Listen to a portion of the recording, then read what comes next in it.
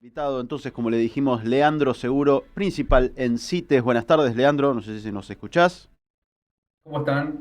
Sí, todo muy bien, los escucho muy bien. Bien, perfecto. Entonces, haciendo un poco de memoria, bastante memoria, allá por septiembre del año 2023 estuvimos con Mauricio Grisolia hablando un poco de CITES y demás. Y bueno, en virtud del tiempo que pasó, sería bueno entonces poder actualizar de qué se trata CITES, porque la audiencia se renueva, como siempre dicen por ahí. Pero antes que eso, eh, quisiéramos que te puedas presentar con nuestra audiencia, que sepa quién está del otro lado, quién es Leandro Seguro. Bueno, bárbaro. Bueno, yo soy principal en CITES, soy de profesión contador público y licenciado en finanzas. Estoy trabajando en el fondo hace casi una década. Me sumé en 2017. eh, Desempeñé diferentes roles en la compañía. Y bueno, nada, cuando me involucré en esta industria que es tan apasionante, la verdad que quedé súper enganchado, no quiero salir más de acá, es súper interesante, súper interesante. Ujú. Hace casi una década en CITES y previo en el grupo Sancor Seguros. Que digo, Sí, recordemos, CITES es. Ahí sí podés recordarnos un poco y contarle a la audiencia de qué se trata CITES y cómo está armada la estructura, ¿no? sí, CITES es una de las iniciativas llamémosle, de capital emprendedor que tiene el grupo Sancor Seguros. Es la más extraña que tiene el grupo Sancor Seguros porque el grupo es una empresa aseguradora y en CITES Ujú. invertimos básicamente en ciencia. Entonces, nada, es una iniciativa muy extraña para la organización. Sancor tiene otras eh, iniciativas similares a CITES, tiene su Corporate Venture Capital, que es Sancor Seguros Ventures, tiene su iniciativa para apoyar a emprendimientos un poquito más pequeños, que es Sancor Seguros Impulsa, y la primera iniciativa que tuvo fue CITES, que es un fondo eh, que tiene conceptos del company builder y que invierte en compañías deep tech en estadios súper tempranos, y eso es Ujú. lo que venimos haciendo ya corriendo el fondo 2, el segundo fondo, digamos, que tiene CITES.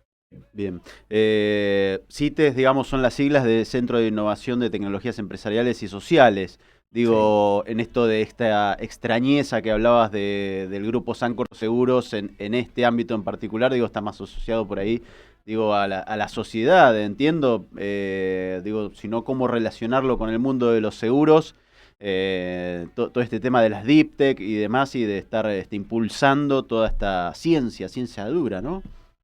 Sí, a ver, yo creo que CITES está trabajando desde hace mucho tiempo, por allá por 2013 es que arrancó, y fue encontrando su camino, digamos, como Ujú. fondo.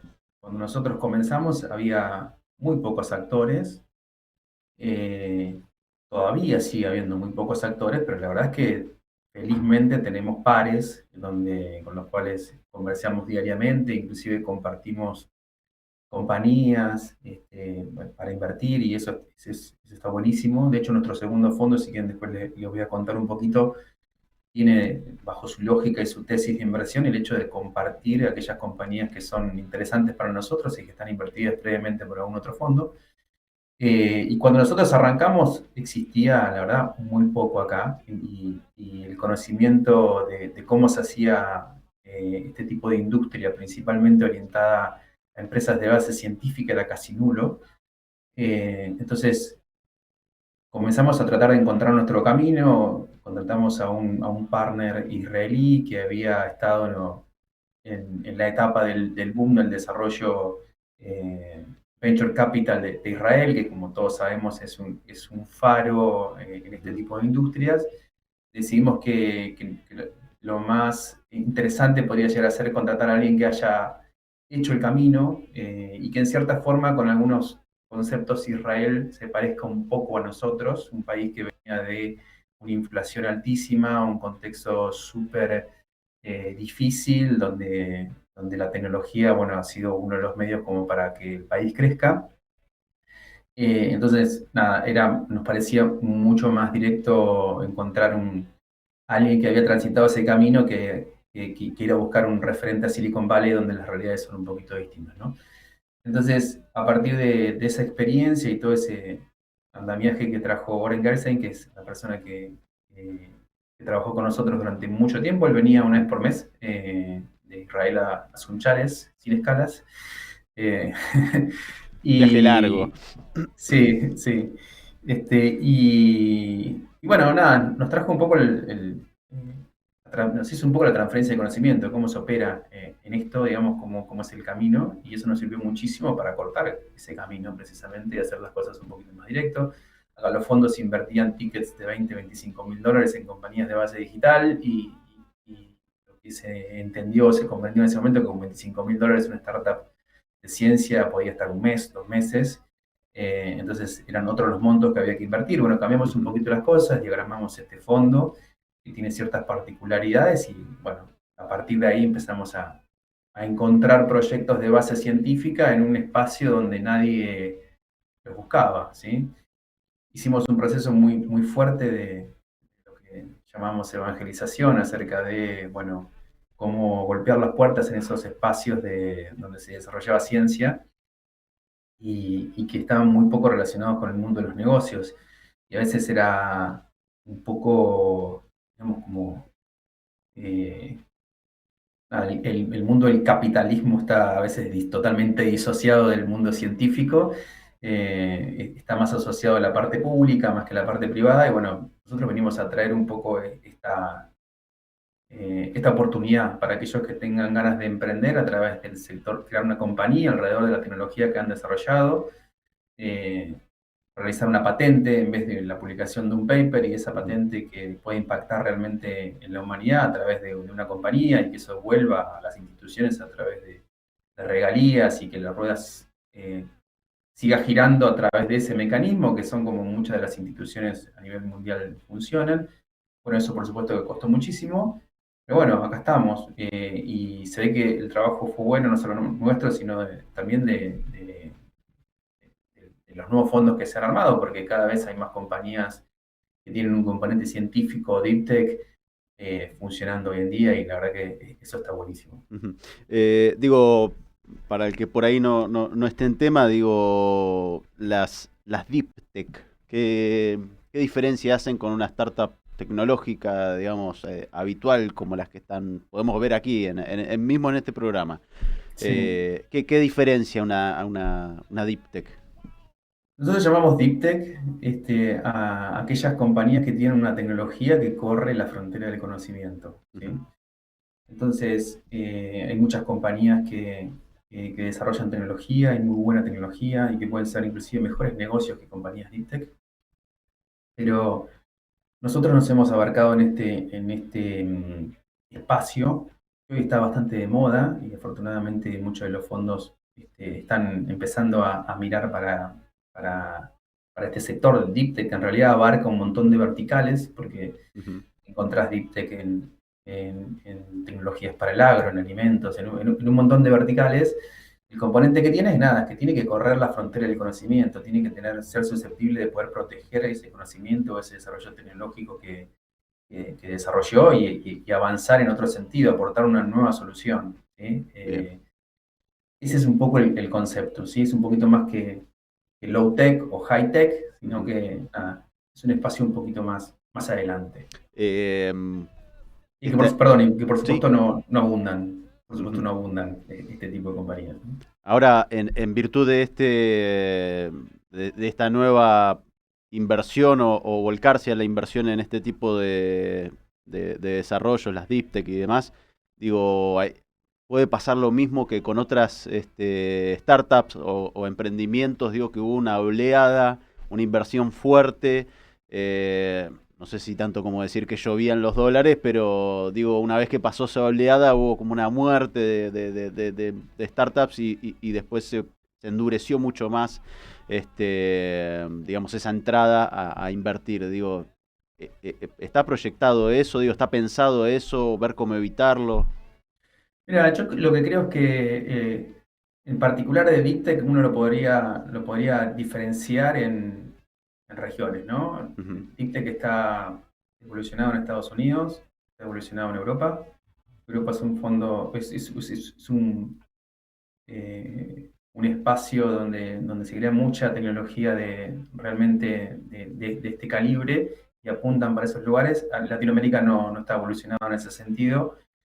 Creemos que empiezan a haber cosas y en Latinoamérica lo que ha pasado es que ha habido muchas compañías tratando de solucionar problemas urgentes y reales y muy palpables y muy cercanos con startup de base digital, no sé, llamémosle la explosión fintech ujú. bueno, por supuesto ahí inteligencia artificial están ya permeado en todos los lugares, ¿no? Pero había una real necesidad y hay una real necesidad todavía como somos un mercado emergente, hay un espacio muy grande de crecimiento. DeepTech es un espacio muy caro para Latinoamérica y los fondos, realmente hay muy pocos fondos que invierten en esto y que cuando hay que invertir realmente fuerte y para hacerlo hay que tener cierto nivel de conocimiento, digamos, nuestro equipo en particular tiene un componente, digamos, de entendimiento tecnológico muy profundo y de entendimiento del negocio, que esas cosas no abundan, digamos, esos perfiles no abundan. Entonces, podemos decir que puede haber un desarrollo o una oleada de ese tipo en Deep Tech, puede haber. Yo creo que las oleadas de lluvia de dólares y después vemos qué pasa, creo que ha habido varias y creo que hace bastante que ese espacio se cortó y creo que los fondos todos han aprendido un poco de esa lección. Y creo que va a ser muy duro volver a una situación de lluvia de dólares per se, digamos, sin ningún fundamental detrás de eso. Y nada, eso es un poquito lo que veo y que tanto DIPTE como otros sectores no creo que se vean beneficiados por una nueva, no sé llamarlo burbuja, pero bueno, nada, plata un poco más sencilla de recibir. Bien. Digo, haciendo un poco ese filtro entre, ya hablando de una no probable lluvia de dólares, digo, se endurecen las tesis de inversión y demás, como decías, digo, y teniendo en cuenta toda tu formación en números y demás, más allá de también los especialistas en ciencias, y en las distintas tipos de ciencia y campos de aplicación, como bien decías, digo, en lo particular a vos, y acá me gustaría también que nos comentes el volumen de proyectos que le llegan. Digo, ¿cuáles son esas primeras banderas rojas, red flags? Es decir, en 5 minutos me imagino, no sé si vendrá una pila de proyectos, pero decir, esto no va a andar, por lo menos en los números, ¿no? Ok. Sí, lo que tenemos es esa experiencia donde hemos pasado y hemos acumulado éxitos y fracasos. Y Ujú, son tan importantes los éxitos como los fracasos. Esa experiencia, la verdad que te da una- nada, un background importante. A medida que pasa el tiempo, nos vamos dando cuenta de cosas o de errores que hemos cometido. Creo que nos pasa a todos. Con varios de los fondos que hablamos nos pasa a todos lo mismo. ujú, Recibimos bastantes proyectos, por supuesto. Creo que a todos los fondos nos está pasando lo mismo. Hay muchos proyectos. Lo que pasa es que el componente Deep Tech es un componente este, difícil digamos, de determinar. Todo el mundo cree que es Deep Tech o todo el mundo cree que su tecnología traspasa las fronteras y bueno, está en nosotros determinar eso, esa línea que para nosotros es correcta y del otro lado a lo mejor no la ven de la misma forma. Eh, entonces, a ver, red flags hay un montón, digamos, a medida ujú. que pasa el tiempo uno levanta cada vez más. Eh, Hay algunos proyectos que son realmente difíciles de escalar por la región en la que estamos, entonces hay que comenzar y estructurar y pensar bien cómo esa compañía va, va a poder escalar esto, a ver cuál es la competencia y cuál es el diferencial competitivo en un mercado, por ejemplo, no sé, hablamos de resolver algunas enfermedades, por ejemplo, que son donde, no sé, qué sé yo, por darte un ejemplo, cáncer es una enfermedad que está, digamos, donde recibimos un montón de proyectos diariamente y bueno, por supuesto hay un panorama competitivo para esas compañías sobre lo que les espera es realmente muy importante y hacer los estudios suenan millones y millones de dólares que por supuesto en la región no están, entonces ahí hay que ver si los emprendedores están dispuestos a relocalizarse, cómo es el proceso que tienen pensado. Después hay verticales donde tratamos de ver si nos metemos o no, digamos, verticales de diagnóstico o cosas particulares donde tenés un diagnóstico y todavía no tenés un tratamiento, un terapéutico que lo abarque, digamos, a veces resulta algo este, difícil de procesar porque al tener un diagnóstico de algo que no hay solución, no te lleva a ningún lugar. Entonces hay un montón de cosas que uno va viendo, digamos, los equipos, bueno, cómo están conformados, cómo se estructuran. Para eso nosotros hicimos un programa en CITES 2 muy interesante. Por lo menos a nosotros nos gustó mucho. Es un proceso donde los invitamos a que vengan acá a Sunchales, a la provincia de Santa Fe, a que se acerquen le damos $25.000, con eso costean el programa en realidad no es que costeen el programa no tiene un costo, le damos $25.000 para que estén acá durante un tiempo, pueden hacer alguna pruebita de concepto si necesitan, pueden conformar la estructura societaria en el caso de que podamos avanzar. Entonces es un programa que nos permite trabajar con los emprendedores durante 3 meses, codo a codo, que eso es algo este, muy artesanal y muy demandante, pero para nosotros es súper relevante, porque encontramos cada detalle del emprendimiento. Hurgamos en cada espacio donde nosotros creemos que es importante hurgar y cómo lo podemos resolver hacia el futuro y construimos un caso de negocio, ese es un poco el trabajo final, donde lo vamos tratando de ayudar, de guiar y por supuesto ver cómo responden cada uno de los emprendedores. Y la verdad que la respuesta o el entregable que hay, tanto para los buenos proyectos como los proyectos que pensamos que eran buenos y no terminaron no haciéndolo, realmente es muy fuerte y es muy, muy interesante porque conocemos a la persona, bueno, no solamente en su calidad emprendedora, sino en su calidad humana, si compartimos los mismos valores, si creemos, definitivamente creemos en esas personas, por supuesto que nos podemos equivocar, pero ese proceso de 3 meses de trabajo conjunto realmente es un tiempo muy valioso y lo valoran mucho los emprendedores y para nosotros también es buenísimo porque nos permite detectar eh, cada cosita que puede suceder en esa startup y eso es sumamente relevante. Mucho más que leer un papel o hacer análisis de números, digo, estar en contacto humano siempre es valioso, digo, ¿no? Totalmente. La verdad que yo vengo de los números, pero los números a esta altura del partido, que el partido que jugamos nosotros, ¿no? Que es el partido de la etapa temprana, realmente no, yo creo que son los números del mercado nada más y mostrarnos un Excel con proyecciones financieras para nosotros carece de sentido. Cuando la tienen ahí decimos siguiente página, esto Claro. es realismo mágico, digamos. Es imaginar otra cosa, digamos, en esa etapa. Bien, hablabas de recibirlos, albergarlos en Sunchales y demás. Un poco para hacernos la idea de ese espacio, ¿son oficinas, laboratorios? ¿Es un espacio más bien chico, grande? ¿Cómo es en las dimensiones ese lugar? Bueno, el primer principal Sunchales es un pueblo de 25.000 habitantes, una ciudad, un pueblito muy chico. Ujú. Entonces, el contexto de lo que es recibir a las personas ahí.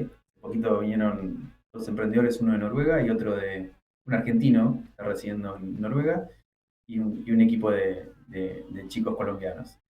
Eh, el contexto de vivir 3 meses en otro lugar. Después nosotros tenemos una oficina, tenemos algunos lugares, digamos, tenemos un coworking en Buenos Aires, pero nuestra oficina principal está acá en Sunchales, es un espacio bastante grande y amplio, donde hay una oficina individual para cada una de las startups, para que trabajen, las facilidades, impresoras, escritorio, bueno, Ujú. computadoras, etc. Tenemos espacios de laboratorio para quienes necesiten hacer pruebas que tienen que ver con la parte científica. La verdad que muchos de ellos no lo utilizan, algunos otros sí. Pero generalmente la parte científica no se muda tanto porque, bueno, es muy difícil llevar un equipo grande todo durante 3 meses a un lugar. Y llevar la ciencia, mudar la ciencia a Sunchales. Pero bueno, hay algunos equipos que necesitan hacer alguna prueba de concepto o algo y utilizan las facilidades. Después tenemos un espacio de ingeniería donde hay impresoras, escáner 3D, impresoras 3D, bueno, todas las herramientas tipo un taller, digamos, que se necesitan hacer algo de robótica, tienen elementos, digamos. Bueno, el espacio es muy amplio para los emprendedores. La primera etapa de CITES hemos albergado en su momento unas 7 o 8 empresas conformadas que tenían cada uno su espacio de oficina, así que esos espacios están abiertos y libres para que quien lo quiera usar, los emprendedores, está totalmente abierto para que lo puedan utilizar. Bien. Imagino ahí en Sunchales Valley que, digo, están en este trabajo de convertir a alguien científico en una suerte de empresario, vamos a decir, de sacarlo. ¿Cómo es esa transformación? Digo, es algo que es un poco impensado, quizás alguien que está metido en la ciencia, en las ciencias duras, abrir la cabeza hacia otro horizonte, digamos, necesario también, ¿no? Para hacer llegar la ciencia. Bueno, el trabajo con los equipos es profundo, interesante, muchas charlas sinceras, honestas, duras, directas. Tenemos poco tiempo, de hecho las startups tienen poco tiempo, no solamente por este periodo de 3 meses, ¿no? Las startups están acostumbradas o deberían estar acostumbradas a operar bajo una lógica de velocidad, porque la tecnología avanza rápidamente y si no avanzás a las velocidades que se avanzan en otros lugares, perdés. Entonces, las conversaciones frontales y lo más pronto posible son las mejores, todas se han agradecido. Y ahí lo que trabajamos mucho es precisamente lo que vos decís, transformar un científico en un empresario. Ujú. O dar a entender o tratar de, quiero encontrar la palabra justa, pero que caiga cada uno en la cuenta respecto a qué significa, digamos, pasar de ser empresario pasar a ser de tecnólogo a un empresario. Y si tiene las capacidades, si se tiene el deseo de hacerlo, si se quiere quedar en la mesada o quiere salir a buscar capital a los grandes lugares, digamos. Entonces hay una diferencia muy grande. Nosotros valoramos muchísimo las capacidades que pueda llegar a tener un científico y que quiera transformarla en, digamos, un líder de su compañía. Si consideramos que esa persona tiene las capacidades como para llevar y liderar su startup, lo valoramos mucho y lo impulsamos. No somos de coartar esa posibilidad y darle ese lugar solamente al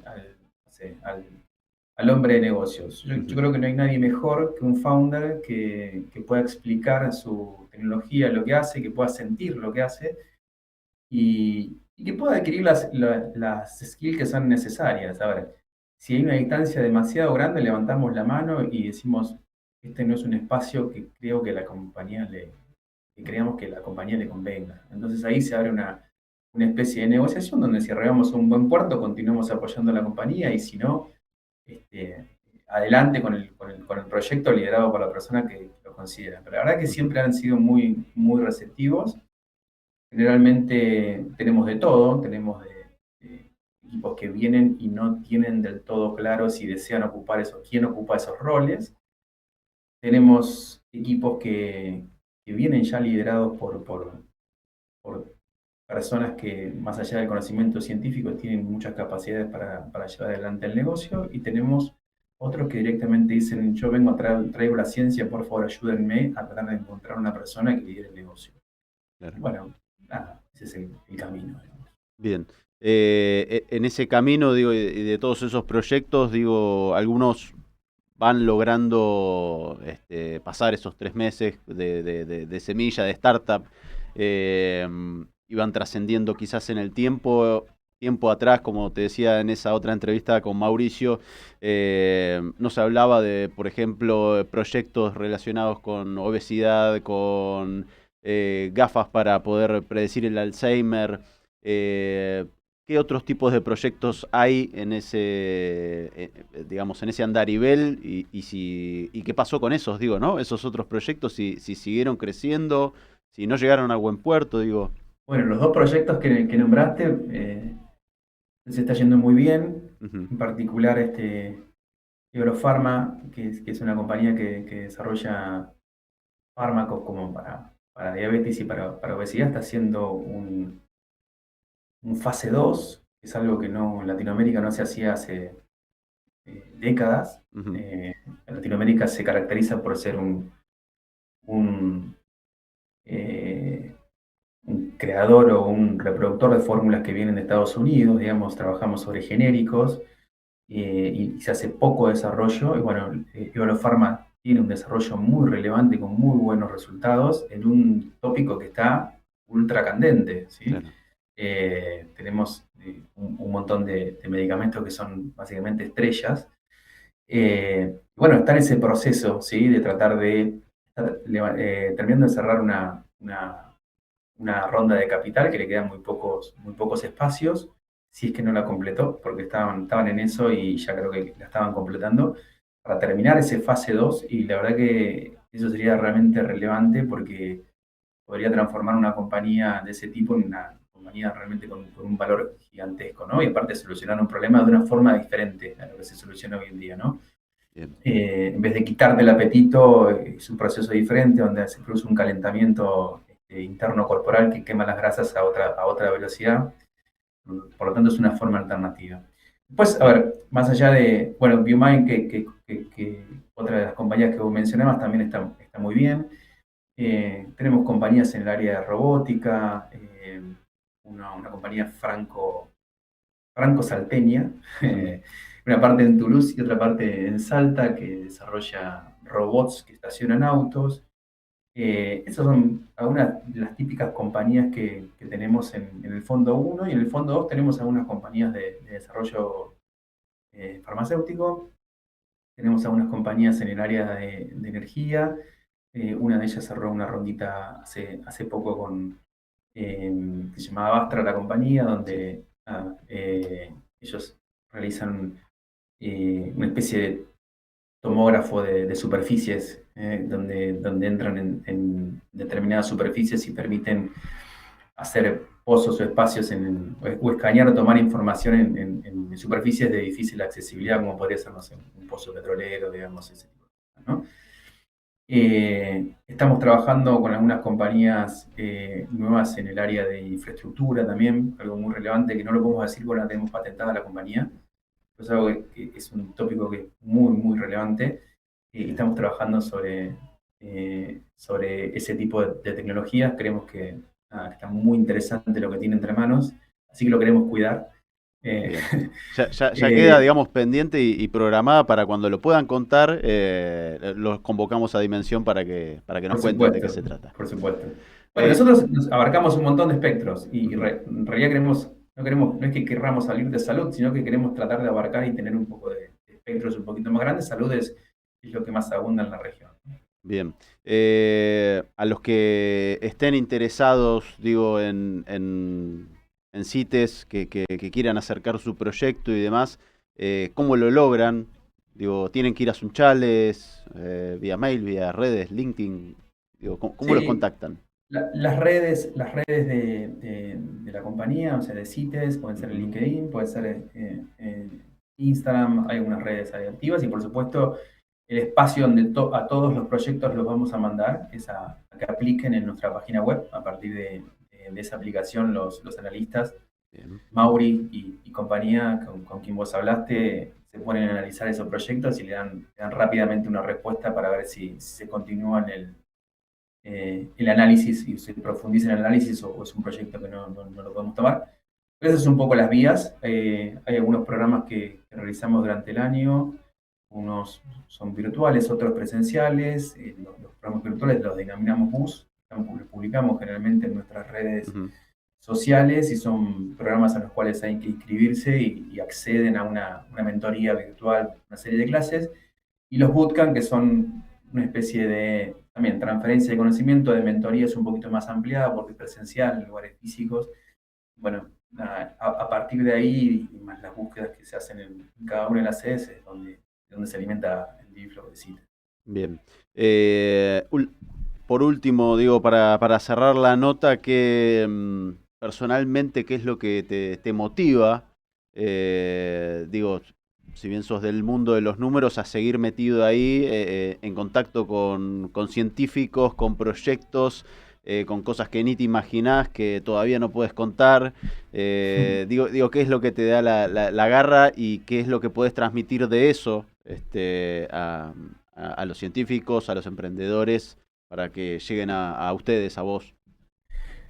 Mira, yo creo que una de las cosas que más me motiva es ver cómo las compañías se van desarrollando y cómo esas compañías pueden llegar a solucionar problemas reales Ujú. a personas reales y cómo esas compañías compiten a nivel mundial con, nada, con otras compañías. Estamos en clima mundialista, así que la competencia es algo que en Argentina nos caracteriza y a nosotros, bueno, a mí es algo que me motiva muchísimo, ¿no? Competir, que nuestras compañías y los chicos que están en la mesa con nosotros compiten con MIT, compiten con Harvard, con ellos compiten. ¿Viste? Y la verdad es que cuando vamos a esos espacios y vemos lo que hay en Harvard, lo que hay en MIT, no hay nada que envidiarle, ¿no? Ujú. Y eso no lo digo por CITES, lo digo por los emprendedores que están en Argentina y no solamente de CITES, el resto de los fondos colegas también, así que nos tenemos que sentir súper orgullosos de eso y a mí lo que me motiva es poder acompañar y apoyar a ese tipo de compañías, desde el ámbito que sea, digamos, función no solamente los números, sino que tiene que ver con un montón de cosas. Por supuesto, los números son un poquito más mi fuerte, pero eso es lo que más me motiva y lo que me hace levantarme a la mañana todos los días con el compromiso de, nada, de que estas compañías la sigan empujando en un panorama complejo. Bien. Leandro, muchísimas gracias por estos minutos que nos pudiste dar en la agenda para poder hablar de espacios como este, donde bueno, hay Lionel Scaloni haciendo la selección para ir a romperla a nivel mundial. Así que, bueno, también felicitaciones por el laburo que vienen haciendo en CITES. Bueno, muchísimas gracias por la invitación. Un placer. Bien, estuvimos entonces hasta recién con Leandro Seguro, principal de CITES.